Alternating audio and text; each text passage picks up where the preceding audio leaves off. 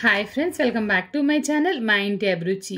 ఈరోజు వీడియోలో పెరుగు ఇంకా వంట సోడా లేకుండా నానబెట్టే అవసరమే లేకుండా అప్పటికప్పుడు చేసుకునేలాగా చల్ల పునుగుల తయారీ విధానం ఎలా అని చూద్దామండి. చేయడం అయితే చాలా ఈజీ అనమాట.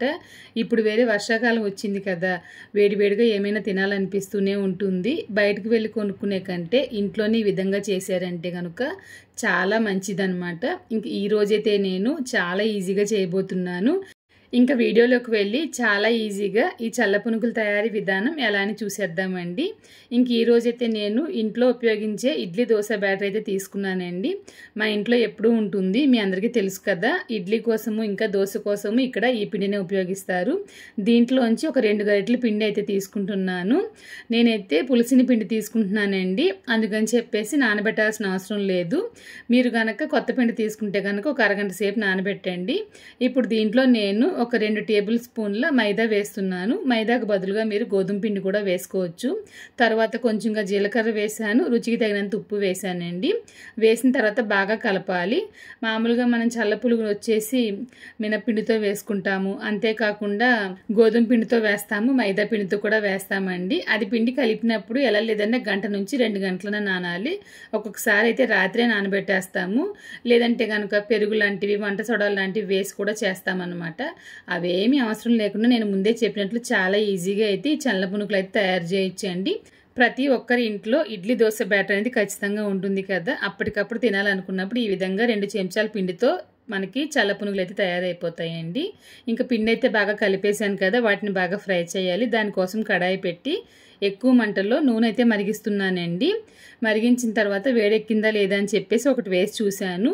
వేడెక్కిందంటే కనుక కింద నుంచి పైకి లేస్తుందనమాట. అప్పుడు వేడి పర్ఫెక్ట్గా ఉందని అర్థం. ఇప్పుడు వెంటనే పునుగులు అయితే వేస్తున్నానండి. వేసి బాగా కలుపుతూ వేపాలి. మనం పిండి చిన్న చిన్న గోళీల కింద వేసాం కదండి, చూసారా ఉబ్బి ఎలా వచ్చాయో. నేను ముందే చెప్పినట్లు వంట సోడా లాంటివి ఏమీ అవసరం లేదండి, కొంచెంగా పిండి పులుసు ఉంటే సరిపోతుంది. ఇంకా అన్నీ బాగా వేగాలంటే కనుక ఈ విధంగా కలుపుతూ ఉండాలి. అన్నీ సమానంగా వేగుతాయి అన్నమాట. నేను ఫస్ట్ అయితే కొంచెంగానే వేసాను, రెండో ట్రిప్ వచ్చేసి ఎక్కువగా వేపానండి. ఇంకా దీనికైతే అల్లం చట్నీ చాలా బాగుంటుంది, ముఖ్యంగా టమాటో చట్నీ అయితే ఇంకా బాగుంటుందండి. కొబ్బరి చట్నీ అయితే చెప్పనక్కర్లేదు. ఆల్రెడీ మన ఛానల్లో చట్నీ రెసిపీస్ ఉన్నాయండి, వీడియో లింక్స్ వచ్చేసి డిస్క్రిప్షన్లో ఇస్తాను, చూడండి. ఇంక ఈ రోజు అయితే ఈ చల్ల పునుగులు వచ్చేసి మా పిల్లలకి ఉల్లిపాయ టమాటో చట్నీతో పెట్టానండి. ఆల్రెడీ మన ఛానల్లో ఉల్లిపాయ చట్నీ చాలాసార్లు వీడియో పోస్ట్ చేశాను, దాన్నే కార చట్నీ అని కూడా అంటానన్నమాట. ఇక్కడ మీరు చూసారంటే చూడండి, ప్రతి ఒక్కటి బాగా పర్ఫెక్ట్గా వేగిందండి, చాలా బాగుంటుంది. ఈ వర్షాకాలంలో బయటకు వెళ్ళి తినకుండా అప్పటికప్పుడు 2 గరిటెల పిండి ఉంటే చాలు. ఈ విధంగా మీరు ఇంట్లోనే చల్ల పునుగులు తయారు చేసి చూడండి, చాలా బాగుంటుంది. మన ఛానల్లో నేను రోజు 1:30కి వీడియోస్ అనేవి పోస్ట్ చేస్తున్నాను.